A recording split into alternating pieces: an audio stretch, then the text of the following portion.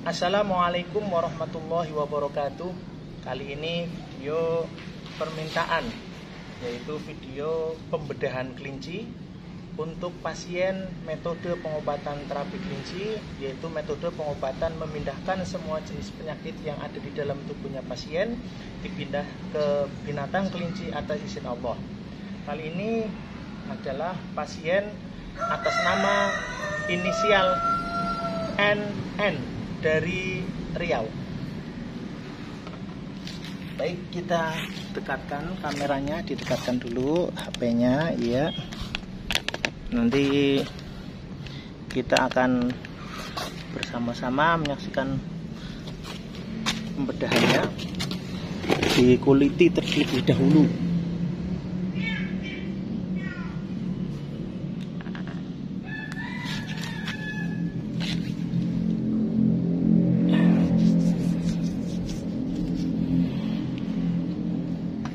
Terapi kelinci itu termasuk metode pengobatan batiniah namanya.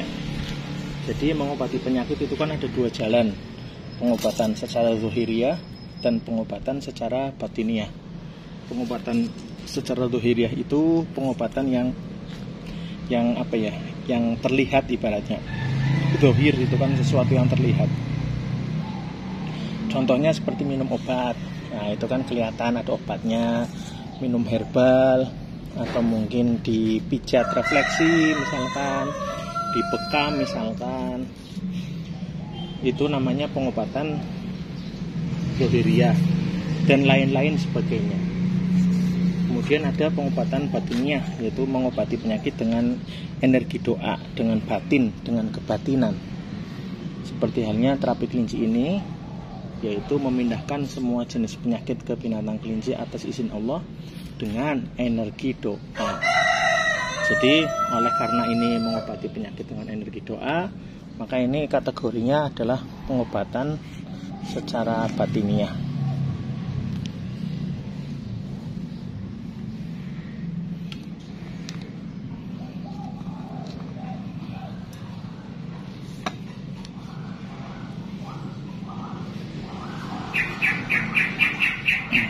Ini pasien dari Riau ini, kita akan bersama-sama melihat hasil pembedahannya setelah sekian hari didoakan penyakitnya supaya pindah-pindah ke kelinci atas izin Allah.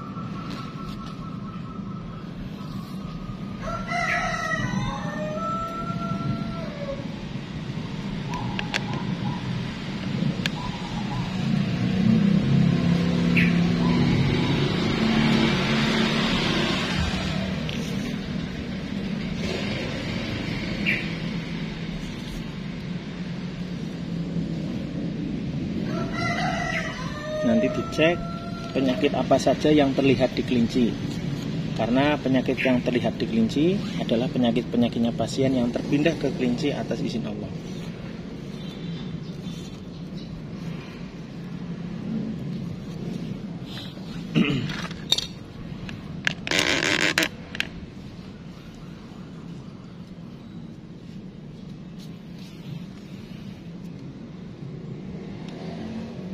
Bismillah ya, kita cek bersama. Ya, kita lihat dulu. Ini di badan kelinci banyak sekali namanya gelembung masuk angin. Ini ya, yang berbusa seperti ini. Ini namanya gelembung masuk angin. Ini sebelah sini ada, sebelah sini ada. Ini ada gelembung-gelembung. Yang ini juga kayak gelembung berbusa ya. Ini ada gelembung-gelembung berbusa. Ini ada kecil-kecil banyak sekali. Nah, sebelah sini besar. Terus di sebelah sini ini juga ada. Nah, ini gelembung-gelembung. Kemudian di belakang juga ada beberapa. Di sini ada, ini di belakang sebelah sini ada. Ini gelembung-gelembung. Jadi bahwa gelembung masuk angin adalah masuk angin yang masuk ke dalam tubuh sudah lama dan tidak bisa keluar. Itu nanti anginnya jadi gelembung-gelembung seperti itu, yang bisa menyebabkan banyak penyakit, bisa menyebabkan badannya demam, badannya panas dingin, atau bahasa Jawanya itu ngreges gitu ya.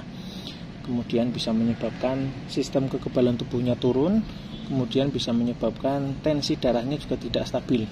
Terus bisa juga menyebabkan mudah terjadinya masuk angin, sehingga mudah terjadinya naiknya cairan asam lambung. Kemudian gelembung masuk angin juga bisa menyebabkan mengeringnya pelumas pada sendi-sendi tulang. Jadi sendi-sendi tulang itu yang harusnya ada cairan-cairan oli lah, ibaratnya ada olinya, itu olinya kering. Jadi tulang-tulangnya banyak yang linu karena gelembung masuk anginnya terlalu banyak, sehingga mengeringkan pelumas-pelumas pada sendi-sendi tulang. Nah, ini contohnya ini yang di belakang ini. Ini kan sendi tulangnya agak banyak merah-merah kecil ya. Ini kayak agak merah-merah. Nah, itu sendi-sendi tulangnya kayak agak merah-merah kayak gini, agak merah-merah. Ini termasuk salah satu terjadinya mengeringnya pelumas pada sendi tulang, yang bisa menyebabkan osteoporosis, pengeroposan tulang, atau terjadinya osteoartritis, kerusakan-kerusakan pada sendi-sendi tulang. Nah, ini gelembung masuk anginnya, bismillah, pindah-pindah ke kelinci atas izin Allah. Mudah-mudahan gelembung masuk angin di pasien itu bisa berkurang atau bisa hilang, sehingga sehat walafiat. Amin ya rabbal alamin. Insyaallah mudah-mudahan jadi ringan, badannya ringan. Kemudian dicek lagi. Nah, kali ini di kaki ya, ini ada penyumbatan darah ini. Sebentar.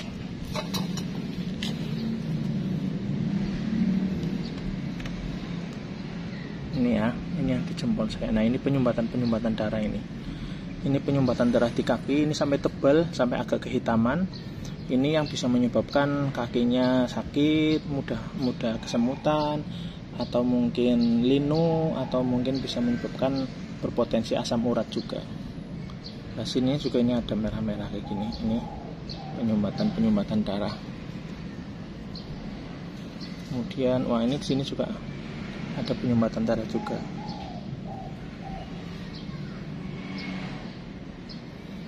Sebelah sininya ini juga ada ini darah penyumbatan darah.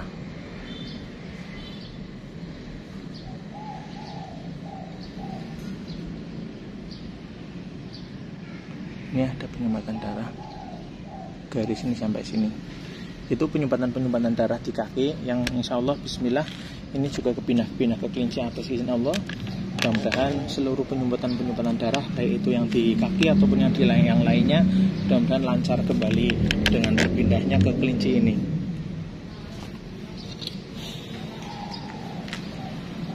Kemudian di bagian sini coba ya.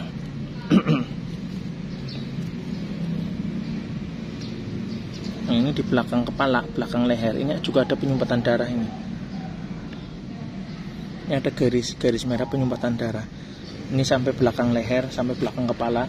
Di sini ada, ini kan ada namanya hormon kortisol atau sampah-sampah darah yang menyumbat di sini, yang tentunya bisa menyebabkan tensi darahnya sering tinggi. Makanya ketika kecapean, banyak beban pikiran, emosi itu nggak hanya marah ya. Emosi itu banyak beban pikiran juga emosi, sedih yang berlebihan ya emosi, marah berlebihan juga emosi, capek berlebihan juga emosi. Ini menyebabkan penyumbatan darah di sini yang bisa menyebabkan tentunya sakit kepala, itu darah tinggi atau lehernya pegel, lehernya panas, punggungnya pegel, punggungnya panas, seperti itu. Ini juga bismillah, mudah-mudahan kepindah ke kelincinya semuanya, sehingga bisa lancar kembali saluran yang di belakang leher atau di belakang kepala ini, saluran darahnya mudah-mudahan lancar kembali. Ini memang garisnya kecil karena memang saluran darahnya sangat kecil juga. Tapi dampaknya ya namanya juga penyakit, sekecil apapun ya itu bisa jadi sesuatu yang besar, bisa terjadi suatu penyakit yang besar.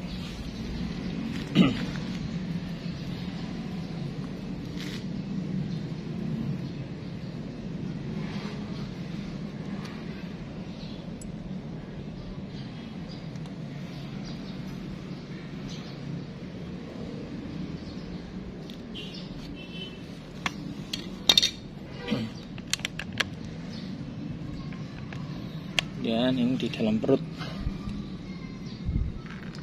Nah ini banyak cairan ya, cairan banyak yang netes-netes ini. Ini cairannya banyak.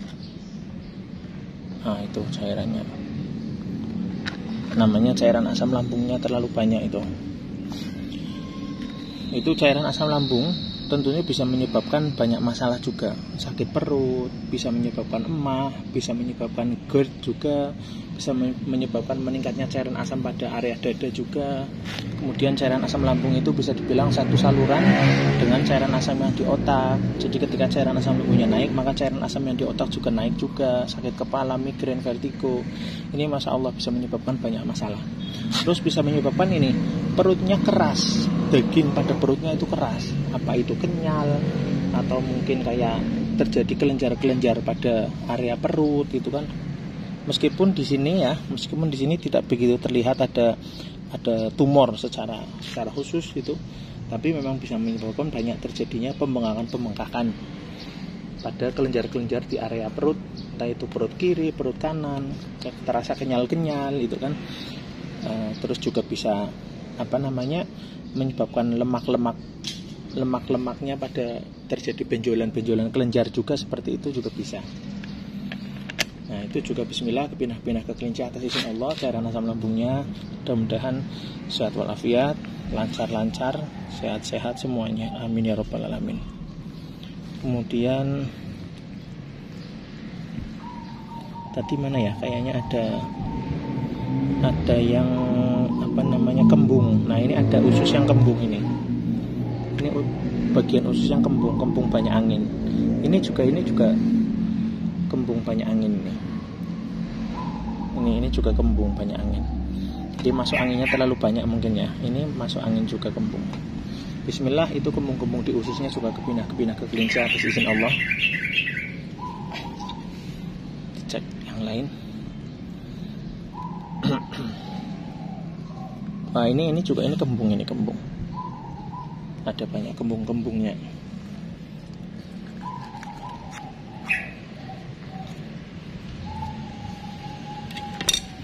Terus ini paru-paru. Ini tampak paru-paru, kelihatan ada kotorannya ini ya. Ini kotoran paru-paru, flek di sebelah kiri. Jadi sebelah kiri, ini kiri, ini kanan. Diambil dulu. Kemudian ini tenggorokan ini. Ini tenggorokan juga ada ini gumpalan-gumpalan darah hitam ini. Diambil dulu ya. Nah ini gumpalan darah hitam kayak gini. Nah ini juga penyakit ini yang bisa menyebabkan tenggorokannya kotor. Penyebabnya ya tentunya banyak. Namanya tenggorokan kan tempat menghirup asap rokok, asap kendaraan, tempat banyaknya sisa-sisa makanan yang menempel gitu, dan lain-lain sebagainya. Virus-virus, bakteri, toksin itu kan di tenggorokan banyak.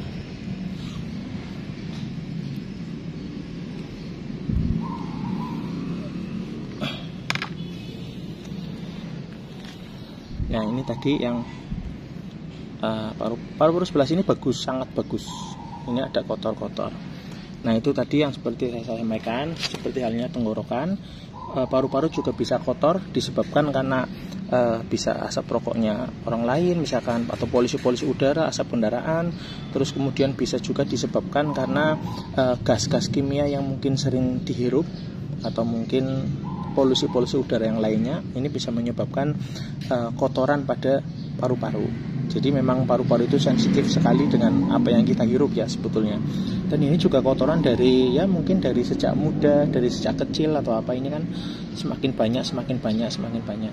Namun bismillah, ini kepindah-pindah ke kelinci atas izin Allah. Jadi insya Allah dengan terpindahnya flek pada paru-paru ini, insya Allah paru-parunya pasien atas nama inisial NN, insya Allah sudah mulai bersih semuanya, mudah-mudahan, amin ya rabbal alamin. Nah ini di sebaliknya juga kotor juga ini, dan sama sebaliknya. Kemudian ini untuk area jantung ya. Untuk jantung ini nggak begitu bermasalah. Hanya saja gini, jantungnya di sebelah sini lentur ya, sebelah sini lentur. Nah sebelah sini agak keras aja, ini agak keras. Kemudian ada beberapa ini namanya penyumbatan pembuluh darah, ini kan kelihatan ya. Ya ini agak timbul. Ini kurang bagus untuk kesehatan jantung. Ini agak timbul penyumbatan darahnya. Biasanya disebabkan karena jantungnya kecapean gitu aja. Mungkin tenaganya terlalu diforsir untuk pekerjaan misalkan, atau mungkin diforsir tenaga untuk yang lainnya. Ini juga bisa menyebabkan jantungnya kecapean. Ini tentang jantung kecapean. Jantung kecapean, ya tentunya mudah-mudahan tidak sampai terjadi penyakit jantung yang serius. Mudah-mudahan tidak. Ini juga bismillah kepindah ke kelinci atas izin Allah. Mudah-mudahan setelah kepindah ke kelinci ini penyumbatan saluran darah di jantung ini mudah-mudahan lancar lagi, tidak seperti ini lagi, jantungnya juga lentur lagi, tidak mengeras lagi. Amin ya rabbal alamin.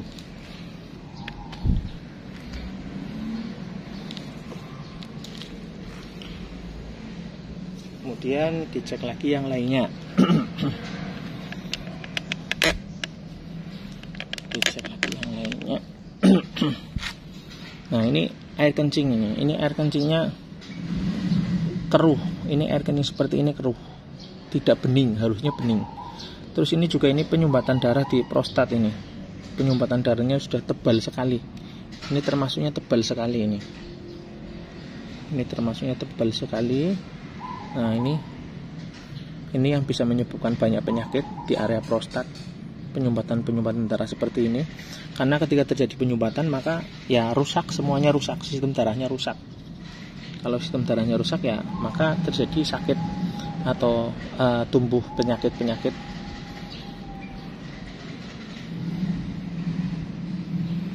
Nah ya ini di area prostat ini. Kemudian ini namanya biji kemaluan ini ya. Ini ada biji kemaluan, testis, biji kemaluan laki-laki. Ini biji kemaluannya di sebelah sini banyak penyumbatan darah kayak gini. Ini darah kayak gini. Ini penyumbatan darah ini. Ini juga di dalam sini juga ada penyumbatan darah lagi. Tuh ya, agak kelihatan ya.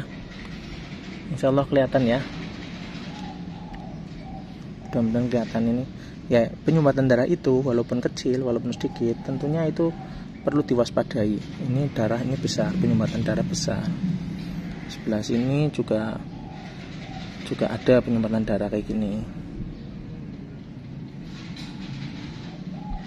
Nah, ini penyumbatan darah yang di testis ini bisa menyebabkan ini kesehatan kemaluannya bisa terganggu gitu loh maksudnya. Maka bismillah ini atas izin Allah penyakitnya kepindah ke kelinci.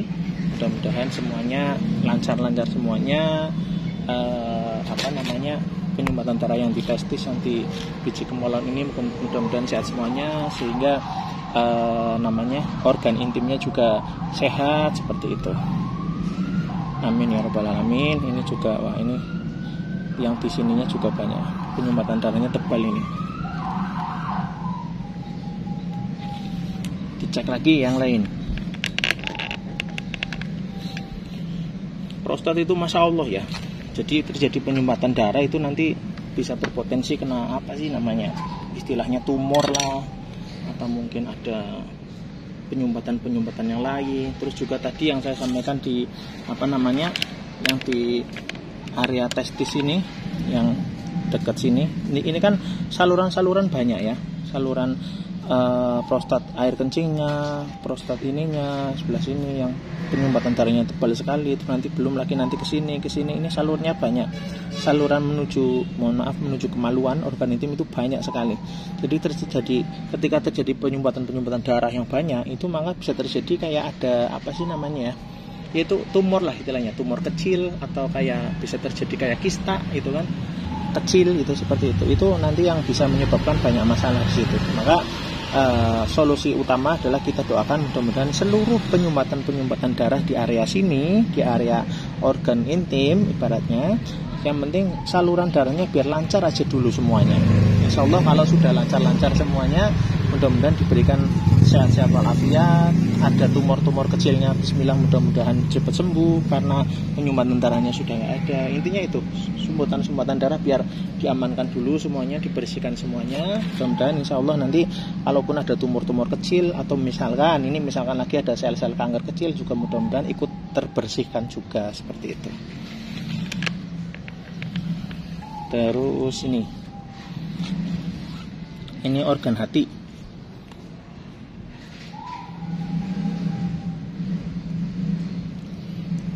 Ini organ hatinya kotor ya. Jadi organ hati itu pabrik darah, dia pengelola darah utama pada tubuh. Jadi ketika terjadi kerusakan sistem pada darah dalam tubuh, organ hatinya rusak. Ini rusaknya seperti ini. Ini ada putih-putihnya ini ya. Ini putih-putih kayak gini. Ini putih-putih penyakit ini, flek-flek putih. Nah ini juga ini ada flek-flek putih ini ada ya.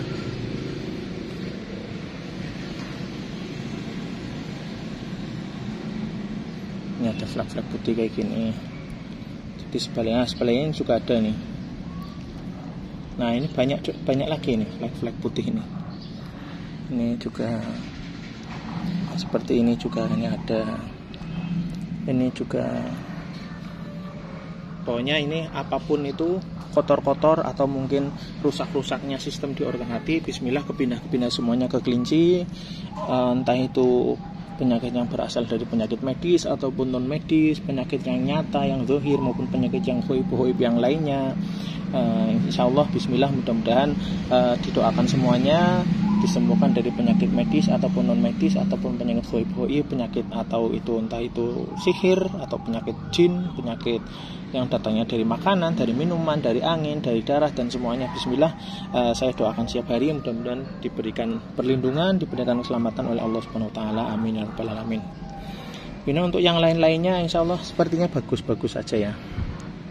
Nah paling ini ada ini nih. Nah ini kelihatan, alhamdulillah kelihatan. Ada namanya radang usus ini. Nah ini putih-putih kayak gini ya. Ini radang usus atau sariawan usus. Sepertinya cuma ada satu sepertinya. Ini tentang usus. Ini juga bismillah kepindah ke kelinci semuanya.